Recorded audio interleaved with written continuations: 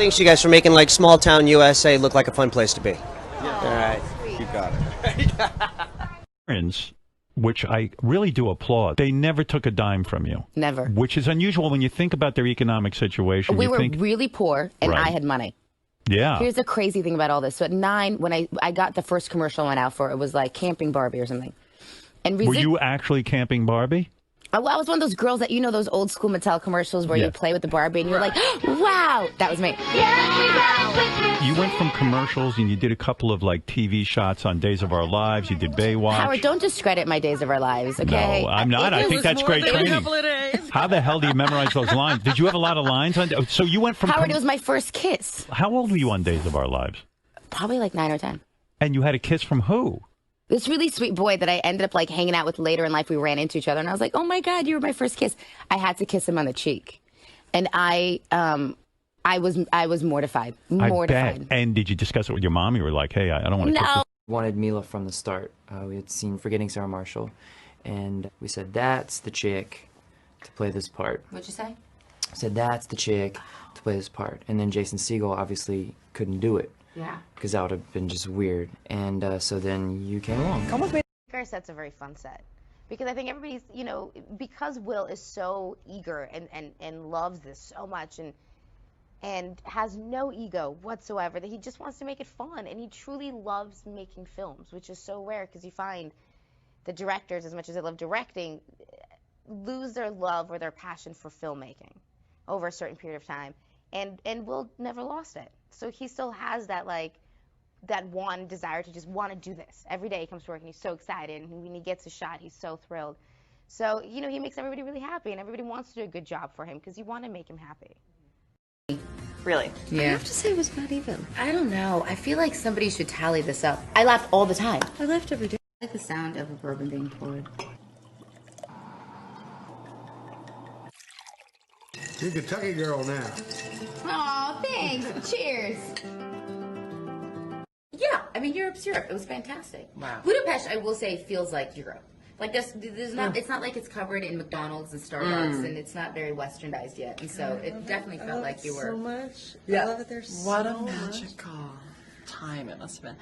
Switching gears. Yes. Since you got dumped in the film, I'm wondering if either of you have a worst dumping experience, getting dumped.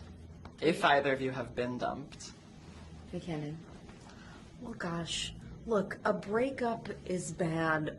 Whatever side you're on of it, and however it happens, it's never. As we both have learned pleasant. from The Bachelor and Bachelorette, you know, breaking up is just Gosh. not It's pleasant tricky. for anybody. Becca had a hard time, and you know someone else is going to have a hard time in her hand, and that's.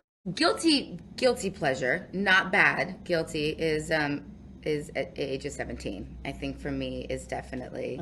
I don't know why, but you know, when MySpace. Do you ever use MySpace and you used to be able to pick a song to play when the MySpace page came up?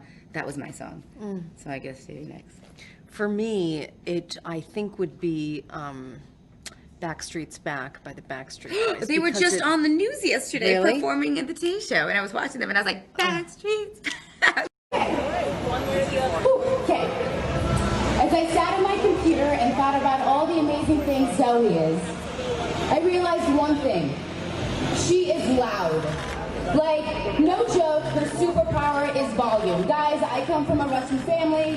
I thought we were loud. I was wrong. Walk into Zoe's house and they are screaming in English, in Spanish, in Italian. It is the loudest love you'll ever receive in your life. The loudest love I've ever heard. But it makes sense. When this girl loves, she is all in. She's all in for her family, her friends, and all in for her work. Tell a great lie. No. No, you're a very honest and trustworthy person. But if you had to, I have really good tells. If you know me, no. What are your tells? Well, I can't tell you, but let me tell you. My significant other. Yeah. Bull, can he tell? Wow. But it's not like lies. It's more like I start. There's clearly stuff that I do that goes. Just tell me what's happening, and I'm like, okay. Interesting. I do clearly have tells. Mark Wahlberg's character for him being a child at heart and for everything, but also has this thing in her that wants to settle down and have that sense of security that he's not capable of giving her. And ultimately coming to realization that you can't change someone, you just have to accept them for who they are. And I think she comes to terms with knowing that she truly is in love with the person that he is and accepts Ted as well. Holy breakup. Mila keeping it vague. I'm saying when you're 20, you make decisions in your life that you feel like you could have finessed better. And in my 30s, I felt like I learned from them. Not to be specific, I think it was a little bit misconstrued. And he's kind of like a big burly man, and he's just doing this, standing there, and Wyatt projectile vomits. It was unlike anything I've ever seen in my... She was maybe 3 or 4 days old. It was just like, and it also was like, it like propelled up, and I kid you not, he was just like, in the mouth it went. And he didn't drop her. He just held her and was just like, okay, and like handed her off to me, and I swear to you, he goes this, yeah, tangerines.